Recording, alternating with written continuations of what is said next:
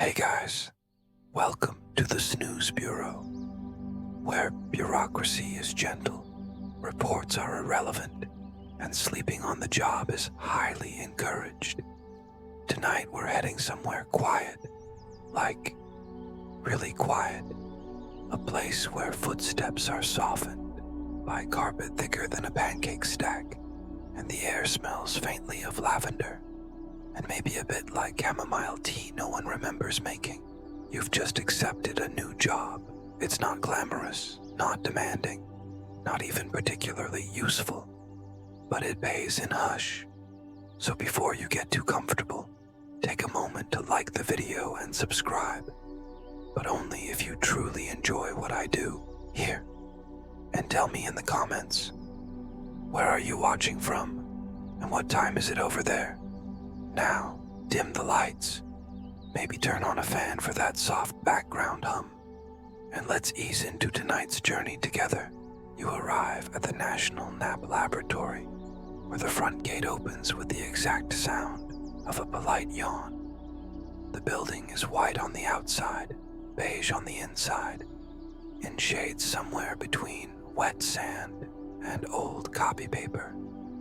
Everything here feels softened. Even the wall clock tells time with a gentle hesitation, like it doesn't want to disturb anyone. The receptionist, or maybe it's just a plant with a badge, you're not really sure, slowly points you toward hallway B.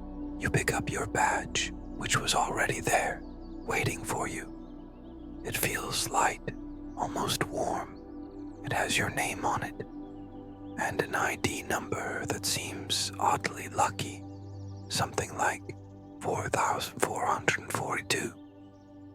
As you step into the testing area, you notice the doors go shh instead of creak.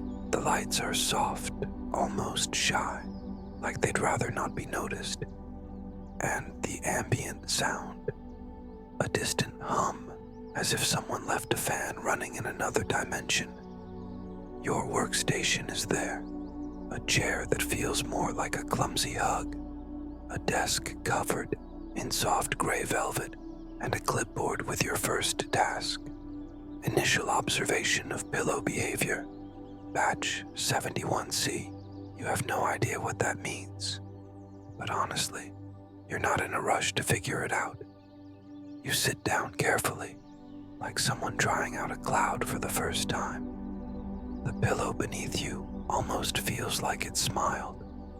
Or maybe it was just the sound of fabric settling. Hard to tell. Your supervisor hasn't shown up yet, but chances are he's already asleep somewhere in the building. After all, according to the welcome pamphlet, sleeping on the job is not only allowed, it's culturally encouraged. You rest your arms. The air here is thick with calm, like every sound is to pass through a layer of cotton before it reaches you. A pillow next to you has a note clipped to it. Please do not disturb. Currently adapting. You respect that. In the corner of the room, there's a small round window. The view looks out onto what seems like a garden with no plants, just smooth stones and a breeze that moves as if it's dancing to its own music. You'll come back to that window several times without meaning to, like someone returning to a dream they don't quite remember having. Out there, there's no hurry. In here, even less. You yawn for the first time. No one notices. Or maybe they do, and find it charming. And then, in the warm silence of your first day, it hits you. This is where pillows come to be understood, and maybe where you came to be quietly forgotten for a while. The sound that wakes you, if you even fell asleep at all, is a voice. One of those voices that doesn't seem in a rush to exist. Ah, you must be the new one.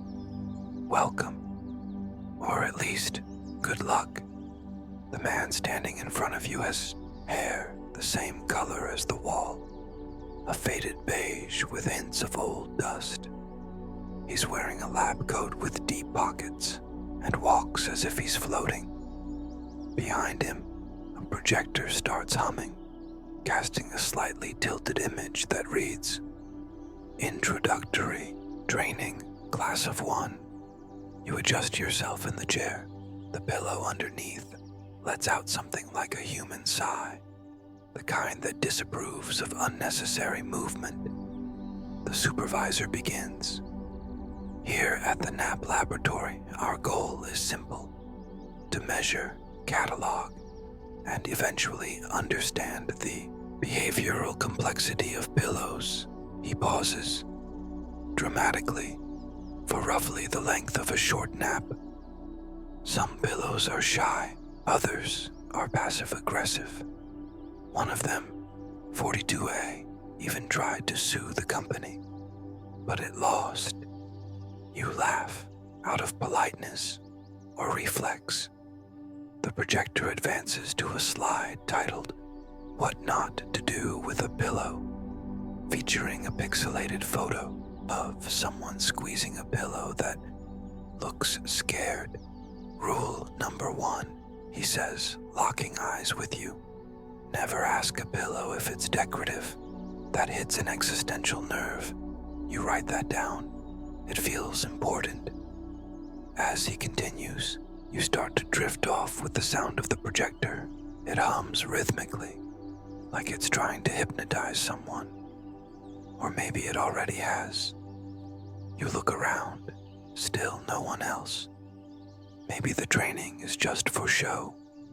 Maybe the projector is the one training him. A new slide appears. "How to tell if you're asleep." The list includes, your feet float slightly when you walk. The cafeteria serves meals you're sure you've dreamed before. Pillows call you by name, but with an accent. You smile, or maybe you yawn. Hard to tell these days. Well, that's it. The supervisor hands you a leaflet that feels more like a tired napkin. "Any questions? Talk to the plant. At the front desk, she's got more experience than the rest of us combined." Before leaving, he points at your badge. "Your number's 4142. Interesting. The last employee with that number stayed here for, about 12 years, I think." Said time moved slower when you leaned against the west wall. And he was right. You think about asking what happened to him, but the supervisor has already turned the corner and vanished, like pillow dust on a soft breeze. You slip the leaflet into your pocket. It makes a quiet, puffed sound. The room settles back into its default quiet. The projector hums. The air conditioner whispers.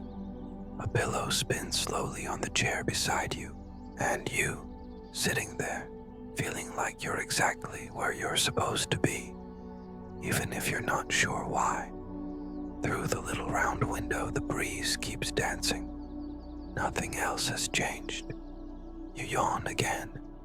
This time, the 42A pillow near the door seems to yawn too.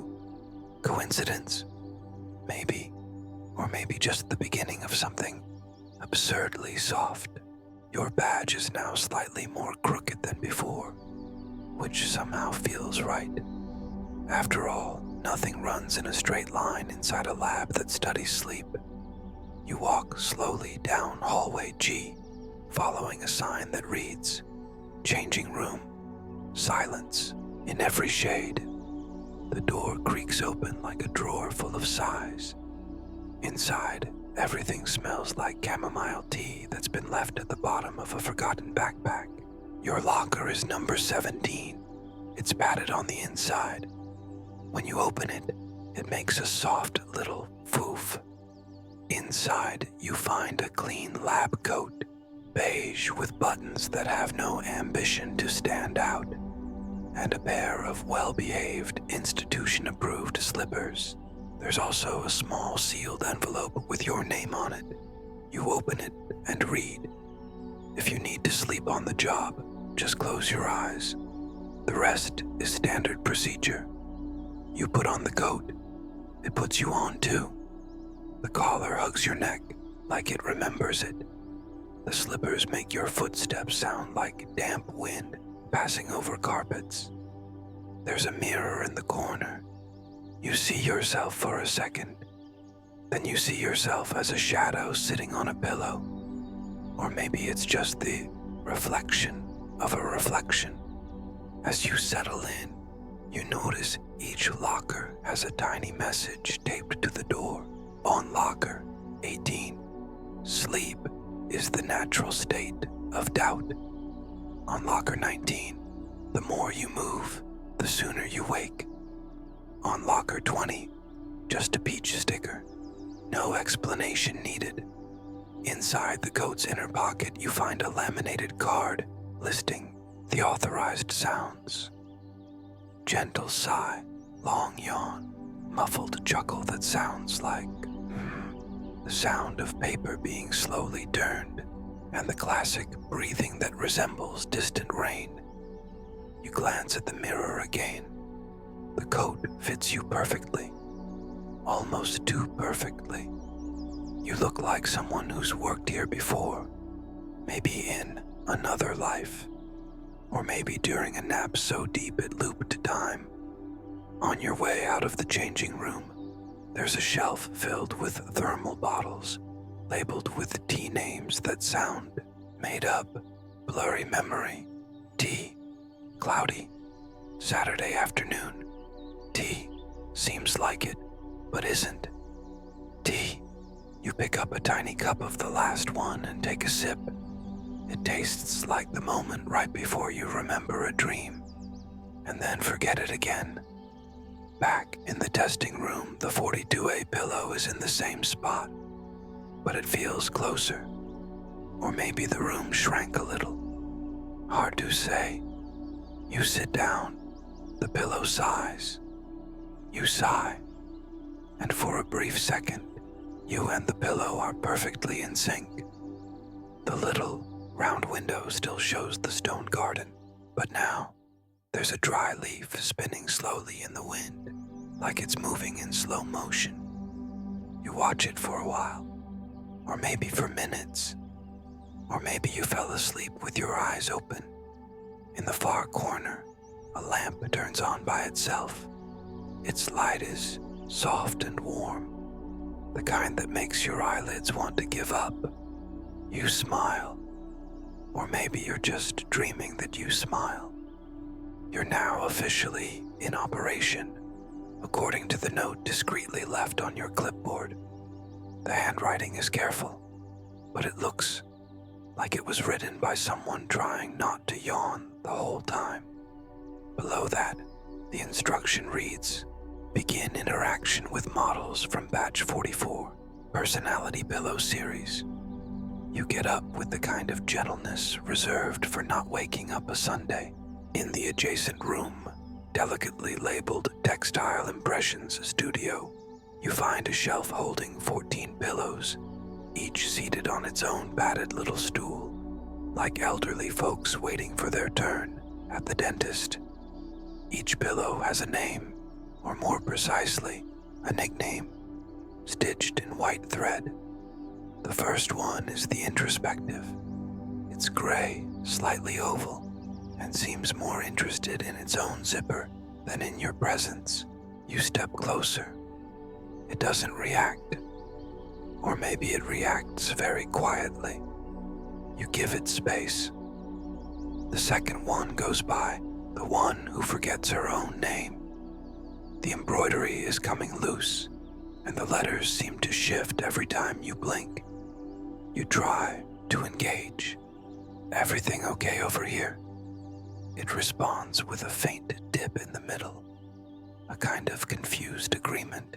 You jot down, identity unsure, likely ideal for users who change their minds often.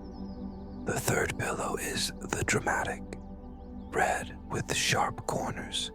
It lets out a loud hiss whenever you touch it, as if protesting. You back away. It subtly turns to face the wall. You note sensitive to contact, allergic to routine. In a corner, you spot the former decorative model. It keeps repeating a recorded message. I'm not just for looks, okay? I have layers. You nod and write down. Possible past trauma in formal living rooms. Between tests, you suddenly notice that pillow 42A isn't in the previous room anymore. It's here, on the floor, right next to you. You glance at it, no badge, but somehow it feels legitimate. You move it back to its spot. It slides a little, like it's resisting politely.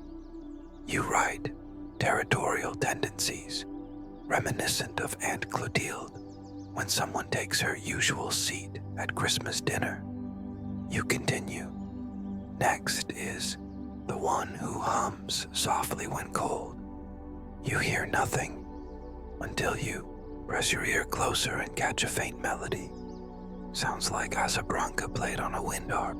You feel oddly moved, though you don't know why. You write, may trigger rural nostalgia in middle-aged urban users. Then there's the one who mirrors your mood. You smile. It puffs up slightly. You frown. It deflates. You close your eyes. It disappears. You open them. It's right there again. You're starting to think you're losing it, but in a good way. At the end of the testing session, you return to your chair. The observation sheet is already a bit crumpled, probably from the pillow that returned itself to you with passive force.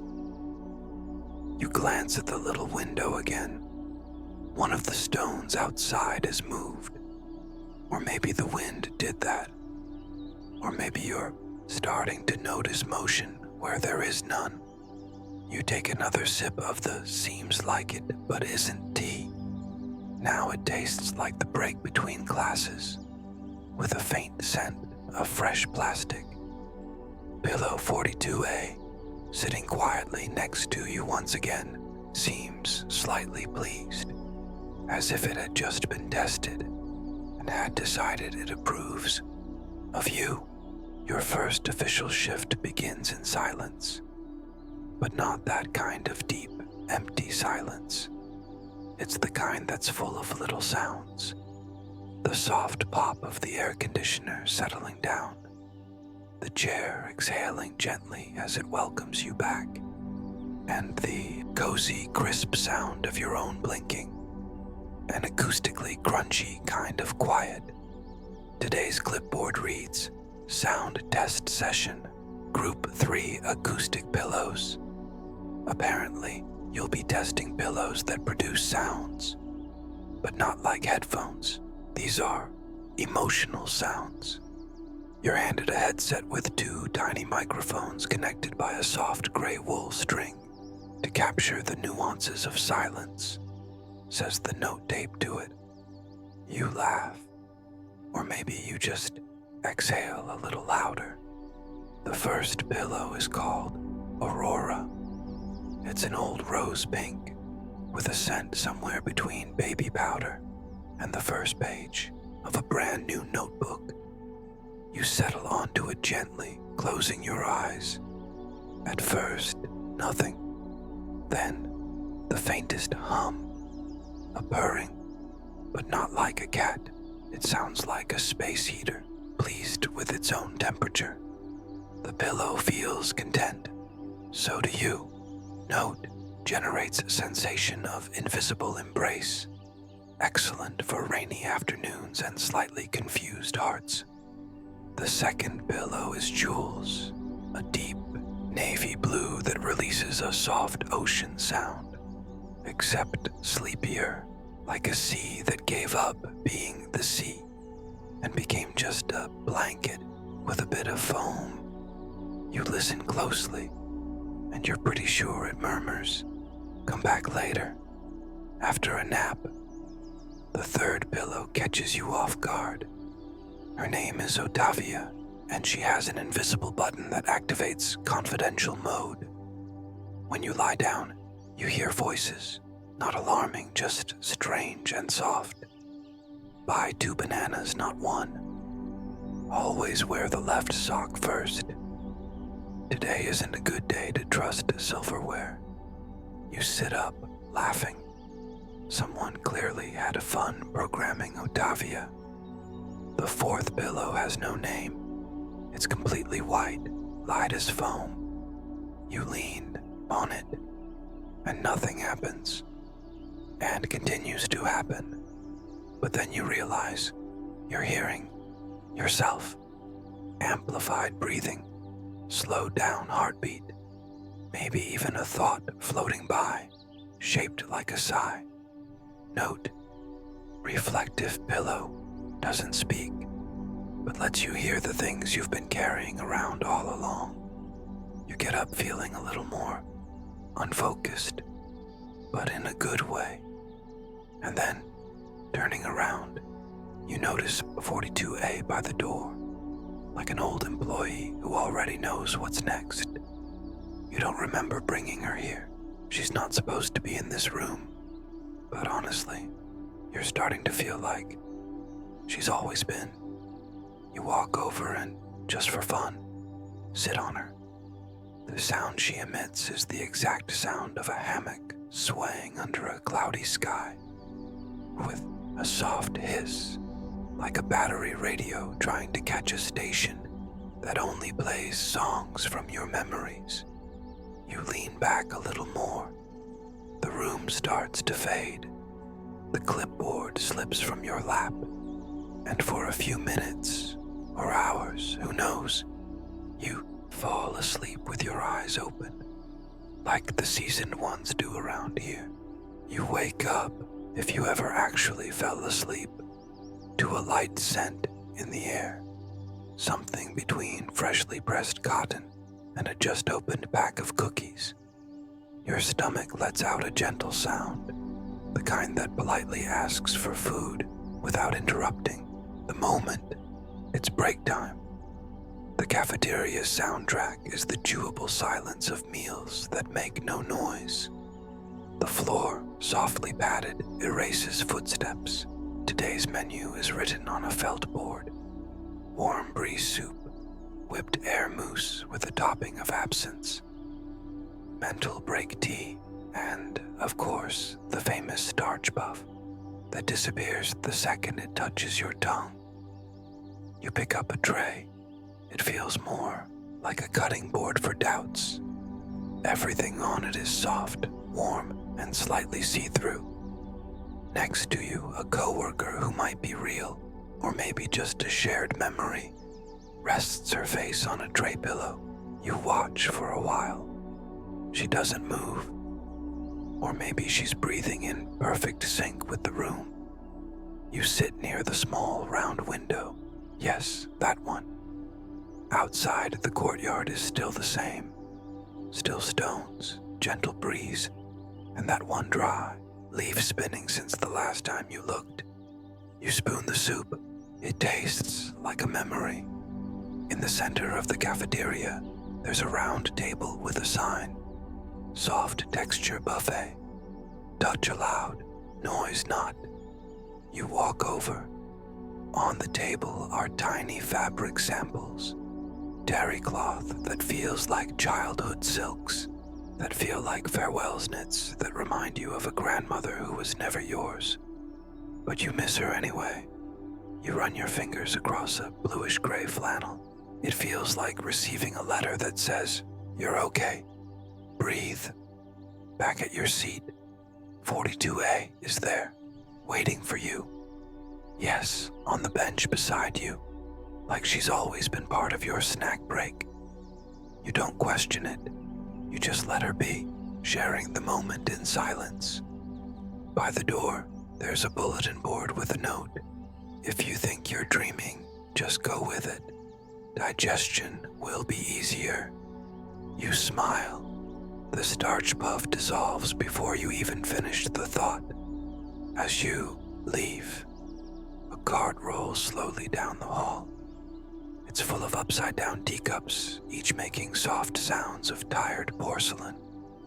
It pauses beside you. 42A hops gently into it. The cart moves on, like it knew it had completed something. And for a moment, you realize you didn't just eat food, you ate time. And it sat well. Back in the testing room, you notice a slightly different scent in the air, something between freshly sharpened pencil and library carpet. Your clipboard now shows a single task, written in pale blue ink. Assisted rest session.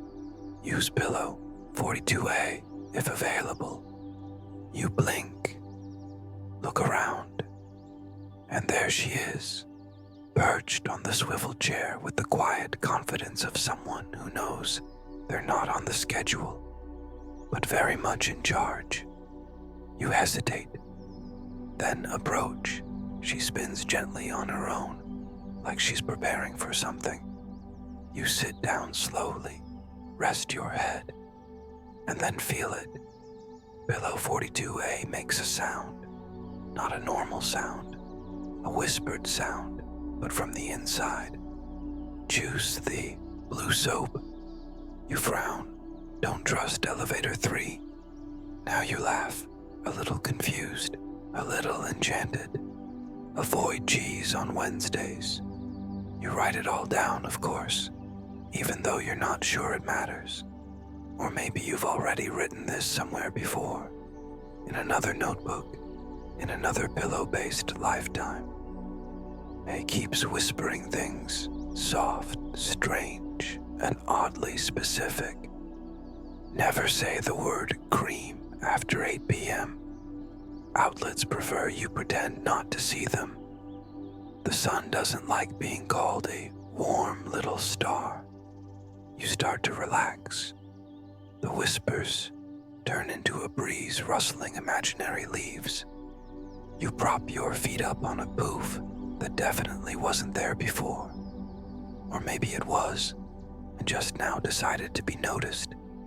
As you rest, time stretches out, like a cat waking from a nap. The round window shows the stone garden again. This time, there's a tiny bird doing absolutely nothing with great commitment. You close your eyes, and in the darkness, the phrases continue.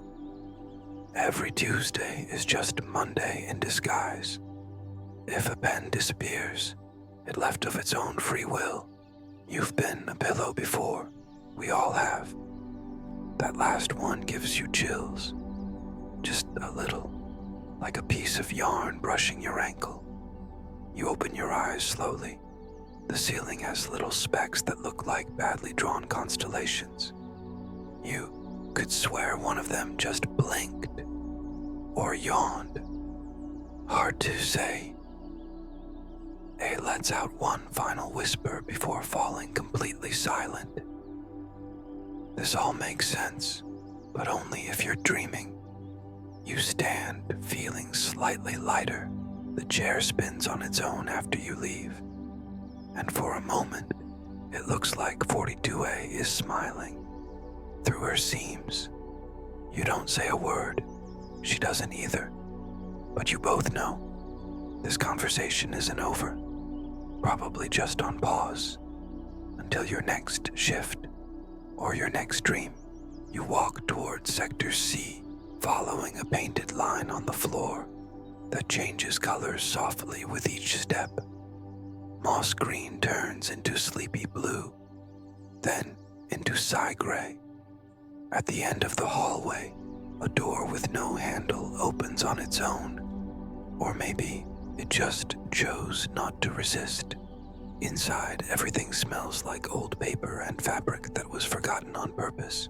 A padded sign reads, "Weekly inventory, shelves of forgotten things." This is where the pillows that no one tested, or the ones that were tested too much, come to rest. Forgotten pillows, retired ones, or those still unsure of their purpose. You find a clipboard with very soft clips and a half-filled sheet of paper.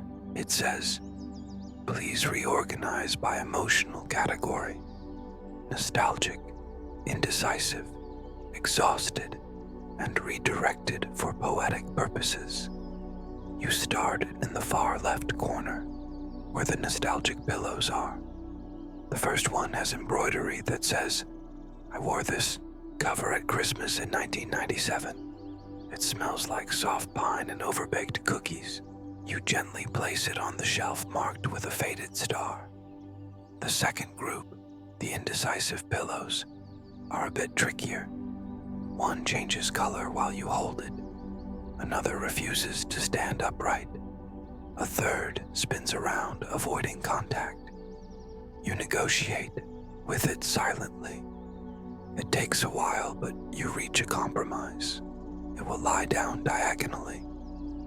The exhausted pillows don't move. Some barely seem to breathe. You handle them with great care, like ideas that almost became dreams, but gave up halfway through. One is covered in baby powder dust and whispers, "5 more minutes," when you place it on the shelf. And then, the most curious shelf, redirected for poetic purposes. These pillows no longer serve a physical function. Now, they exist for emotional beauty. One has a love letter stitched along the edge. Another releases glitter every time someone thinks about ice cream. There's also a small triangular pillow made of fabric scraps and forgotten smiles. You nearly tear up reading its label.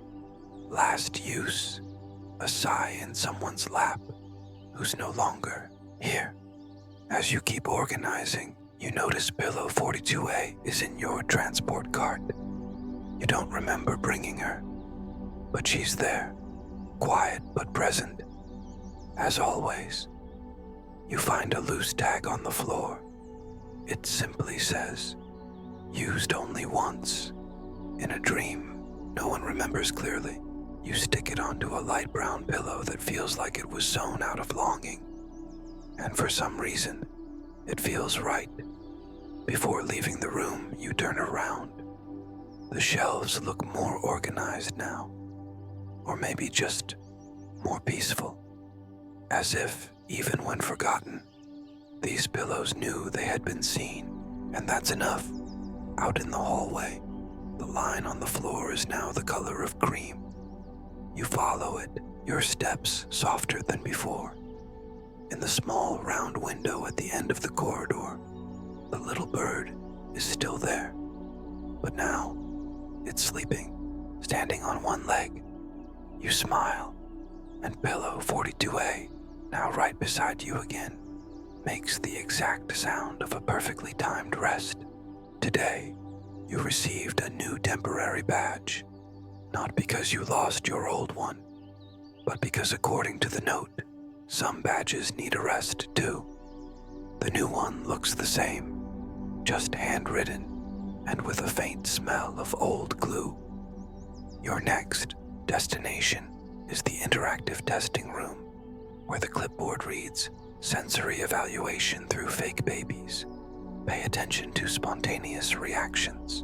You walk down a hallway that feels suspended in time.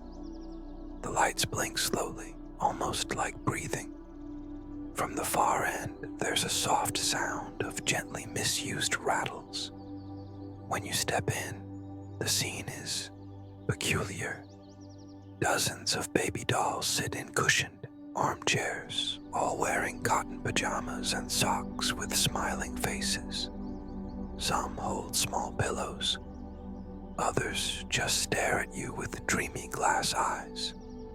A lab technician, or maybe a retired volunteer, hands you a clipboard and says, "Take your time. They respond better when you're not trying too hard." You approach the first doll. It's holding a star-shaped pillow. When you sit next to it, it murmurs, "Mom bought strawberry shampoo." You write down, "Olfactory memory triggered by pointed shape." The second doll starts laughing the moment you touch its pillow, which feels like it's filled with slightly forgotten jelly. It says, "Grocery list, avocado, napkin, avocado, Avocado. Avocado. You write. Repetition causes silly laughter. Potential use for morning routines. The third doll has its eyes closed. You lean in and hear it say, "You left the oven on in 2003. You write. Possible nostalgic glitch. Check for poetic pillow cross-referencing. Then, one doll stands out. It's wearing a dark gray onesie printed with the tiny pillows. It's holding 42A. Yes, her. Again. You walk closer. The doll opens its eyes and says, in a voice that sounds like yours, "Today you dreamed about the little window in hallway D again." You freeze for a moment, then you laugh, not out of fear, but from surrender. You sit down, lean gently against the pillow. The doll recites calmly, "Maybe you're the test. Ever thought about that?" You write, "No answer required. Just let it flow." The technician, or volunteer, waves from the corner with a teacup. You hadn't noticed she was there the whole time, or maybe she just decided to exist now. As you leave, each doll says a different word. You don't understand any of them, but they all sound gentle, like names for types of wind in forgotten languages. Pillow 42A follows you without asking. The little round window at the end of the hall looks slightly bigger. Or maybe you're getting smaller. You make a mental note. Today, everything makes more sense than it should, and that's comforting. You're just about to head back to your usual room when something unusual happens.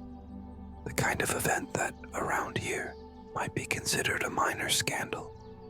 A cart appears in the main hallway, alone, pushed by no one. But it's not just any cart. It's cart 17B, marked by a crooked little tag tied with the dental floss. It's larger than the others and makes a wheel sound that refuses to apologize. Inside, there's an unstable pile of unfamiliar pillows, and all their tags are written in a font you can't quite read. You walk closer. The pillows are pastel, but slightly off. A lavender that behaves more like beige. A green that wants to be blue, then gives up halfway. One spiral-shaped pillow smells like wet foil. Another says, "Be right back," when touched. You reach in to pull a note from the cart, but it slips away. Whether by internal air currents or its own will, it's unclear. Among the pillows, you see her, the inevitable, ever-present 42A. But something's different. Her tag, once plain and quiet, is now stitched in golden thread, wavy like it was embroidered by someone half dreaming. You hold her. She feels lighter, or maybe you're stronger. Small note underneath her reads, "Reclassified, transition to sentient category in progress." You don't recall this category existing, but you don't feel like questioning it either. At the bottom of the cart, a very squished pillow lets out a soft noise. You look at it gently. Its tag says, "Still unsure whether it's a pillow or a memory." You smile and write down, "Keep in cart until it decides for itself." Just as you're about to roll the cart back toward somewhere that might accept such soft oddities, a staff member or functional figure appears at the end of the hall. She's wearing a silver lab coat and casts no shadows, only reflections. "Ah, 17B, she says lightly. "Arrived earlier than expected. But that's okay. It knows the way." You simply nod, like someone agreeing with a train schedule they never saw. Cart 17B begins moving on its own again. The pillows sway gently around each corner. 42A doesn't follow you this time. She rides at the top, calm, like she's headed to some kind of seminar. You return to your room in silence. The chair feels deeper, the light softer. The small round window is still there, now with two birds sleeping, leaning against each other. On your clipboard, a new task. Breathe slowly and wait for instructions. They might come or not. You do exactly that. And for the first time today, you feel like you're the one being tested. And somehow, that feels just right. Your next shift begins unexpectedly quietly, which is already saying a lot. You've been assigned the night watch in the lab's most silent sector, the Department of Rebellious Cushions. Yes, it exists. It's down on sub-level C, behind the door that creaks inward but sighs outward. The lighting is minimal. It comes from hanging orbs that only seem to glow when you're not looking straight at them. There are frosted glass shelves and narrow hallways, each labeled with Greek letters that no one is entirely sure were assigned with logic. On the door, a sign reads, "Night shift. Cushions may move. Pretend you didn't see it." You walk in. The air feels heavier, as if gravity here had been adjusted to better suit naps. The cushions in this sector are different. Some seem made of uncatalogued materials, like compressed longing or slow-thinking foam. Others have stitched eyes. Yes, eyes. And all of them have names far too long for a single tag. You begin the count. Your clipboard says check position and emotional state of units. Exalta 9, Melliflua 12, Confusa 33, Sibilante 42. You find Exalta 9 on a crooked shelf. It trembles slightly when touched, like it's politely angry. You write down, silent protest vibration. Maybe needs a compliment. Melliflua 12 tries to hide between two others, but her scented fabric gives her away. When touched, she releases the smell of a dry umbrella and the sound of a warm blanket. You gently realign her. She doesn't resist. Confusa 33 doesn't know whether it's a cushion or a coaster. It keeps hopping from shelf to shelf like it's trying to remember where it belongs. You don't interfere. You just observe and write. Identity search in progress. Reassess next full moon. Then, something peculiar. Sibilante 42's shelf is empty. You turn around. There's a 42A perched on top of a folding ladder, looking somewhere between bored and victorious. You don't know how she got up there, but you don't feel the need to know either. You walk closer. She makes a subtle sound, a soft hiss, like a kettle that doesn't want to be a bother, or a snake, being gentle. You sit beside the ladder, giving her space. She lets out another sound, a long, whispered hum that feels like language, even if it isn't words. Waking up is a choice, and sometimes a distraction. You write it down, not because you have to, but because you want to keep this moment. Outside, the night settles over the building. You yawn. The softly hissing cushion keeps you company. The shelves, at last, are at peace. And you are exactly where you're meant to be, at the center of a small world where everything moves slowly. Even when it seems still, the night moves on with the gentleness of a pillow, nudging the hours forward. You lean back in the armchair of the records department and, as usual, cushion 42A is already there, tucked under your neck, even though you're certain you left it on another floor. You close your eyes for a moment, maybe two, and feel something strange under your arm. A lump. A book. There wasn't a book there before. You pull it out carefully. The cover is soft, made of wrinkled fabric with frayed edges, like someone flipped through it too many times without ever wanting to reach the end. Embroidered in beige thread across the center. Test log, Impure 4442, or something like that. Your number. You swallow hard. Or maybe it was tea. You open the diary. The handwriting changes on each page, as if the writer had been dreaming differently with every shift. The first entry is simple. Today, a cushion refused to be named. I respected that.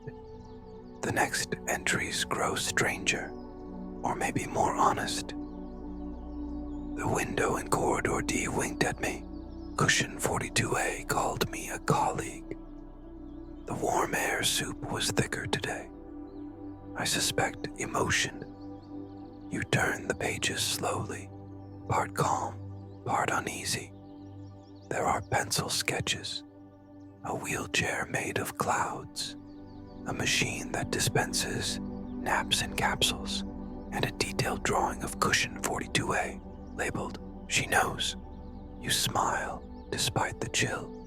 One page shows a hand-drawn map of the lab, but with areas you've never heard of. Blur Garden, Room of Beginnings, Corridor of Hidden Silences. One of them is circled with an arrow, and the note, where I stopped being a person and became comfort. You close the diary on instinct. 42A lets out a faint hiss. You stare at her.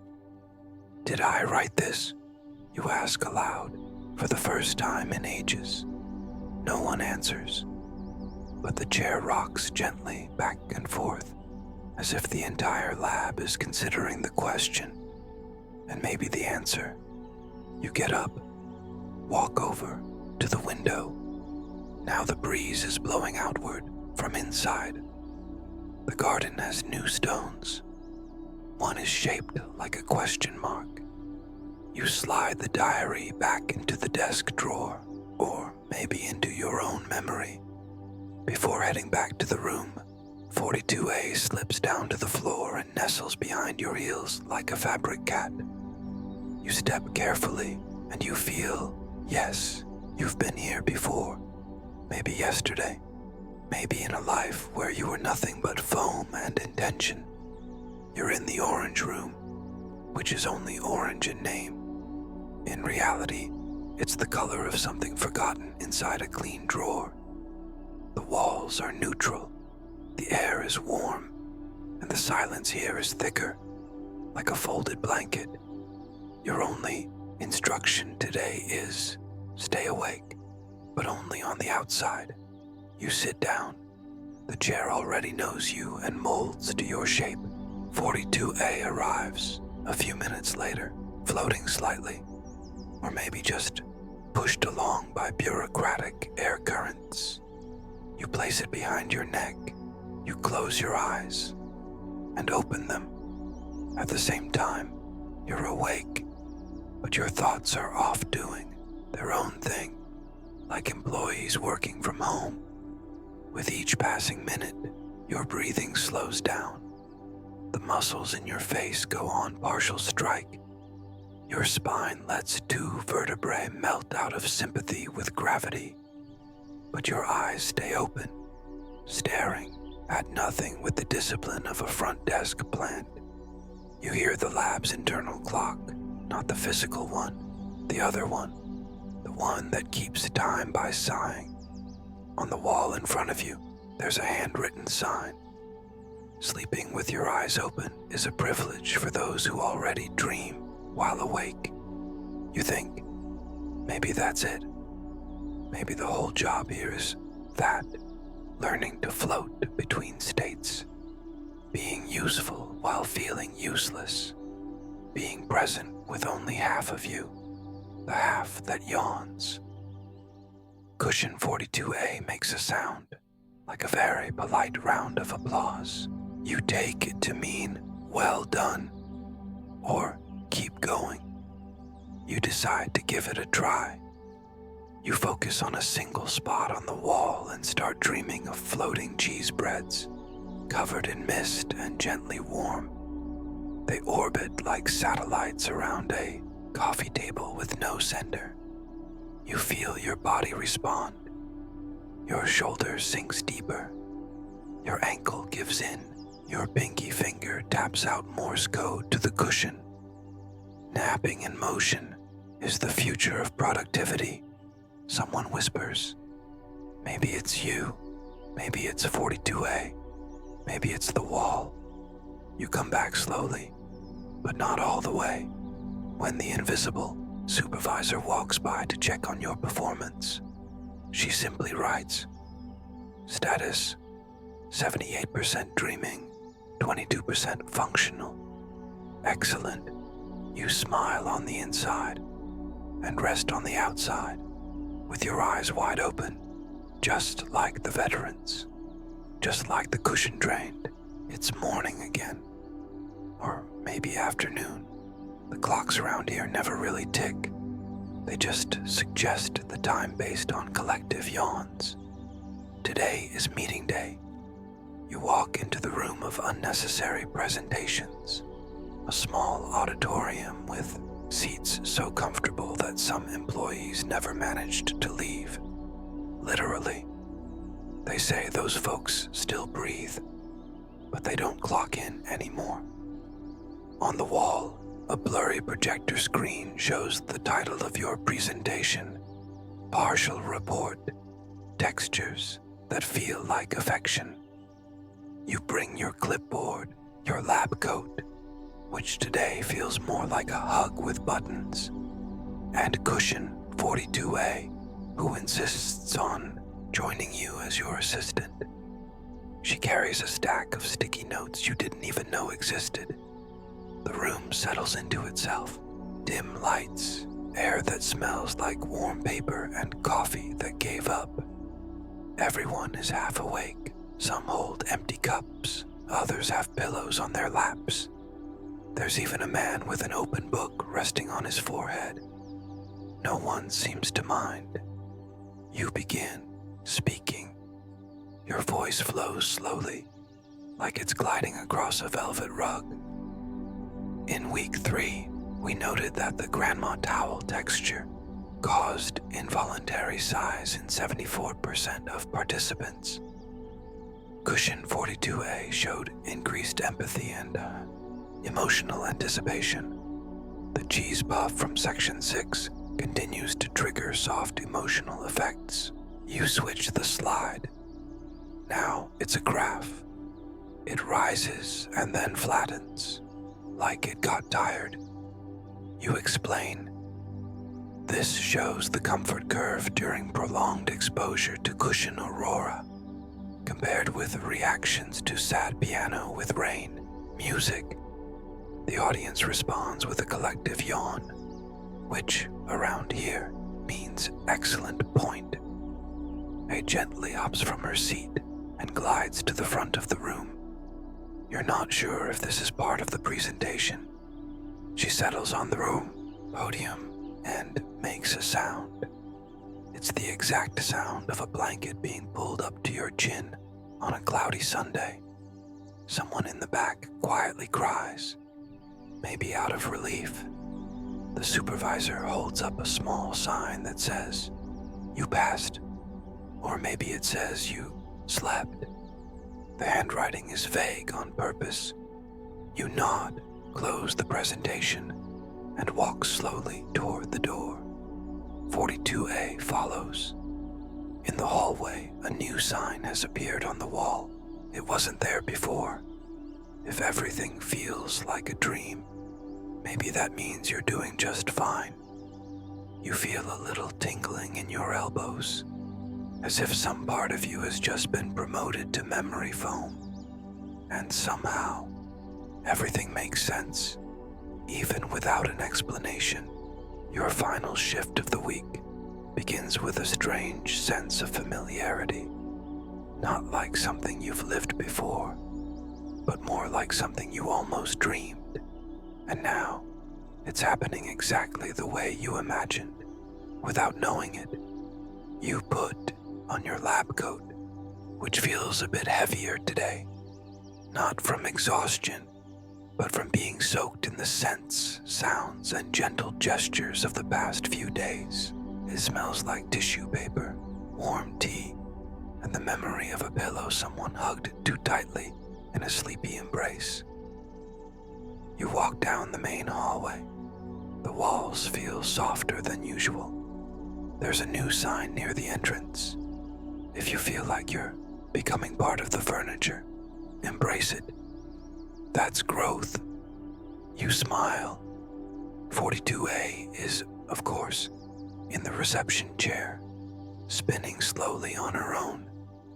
As soon as you pass by, she stops spinning, as if she was waiting for you, as if she knew you head toward your usual room, but it's not how you left it. Now there are photos on the wall of you, or maybe of the previous employee with the same badge number. In every photo, you're smiling, with your eyes half closed, or wide open, or both. Your clipboard holds only one note on perfumed paper. Final stage, recognition of belonging. You already know what to do, and you do. You walk to the tallest shelf in Sector G, the one with a view of the stone garden. There's an empty space waiting for you. A name tag has already been stitched by hand. 42A, under continuous observation, gentle and quiet. You sit down, not to work, but to become part of it. It rests beside you, almost purring. You lean your head on her. She sinks slightly and makes the sound of a soft, peaceful goodbye. Through the circular window, the garden is still. No more birds, just wind. A gentle wind, made from everything that's ever been whispered. You close your eyes, or maybe just stop needing them. Your breath syncs with the building's rhythm. Your body settles into the perfect curve of the shelf. Your name now is almost a synonym for rest. And the last thing you feel before dissolving into comfort, a collective yawn. Gentle, quiet, final. And now, there are no more tasks, no forms to fill out, no reports to finish. Everything here takes care of itself, like dreams that quietly rearrange themselves when you turn over on your pillow. You're in a place where time doesn't pressure you. It simply keeps you company, where the walls listen but never judge, where the cushions remember your name even when you've forgotten your own tiredness. If you'd like, you can lean back just a little longer. The chair will gently shape itself to your weight. The hallway breeze will find the back of your neck with the accuracy of longing, and the light far off in the distance will keep flickering with the softness of a candle on a rainy afternoon. No sound is asking for your attention. No expectation is pulling you forward. You've done enough. Actually, you are enough. Let your shoulders drop a little more. Breathe like someone who's already understood everything they needed to understand. And imagine you in a wide field of sleeping pillows, all whispering quiet little words of comfort. You float above them, or maybe within them, and everything around you and inside you settles. Good night. Enjoy the rest of your time here, or if a good rest, whatever state you may be in. End of script. Sweet dreams.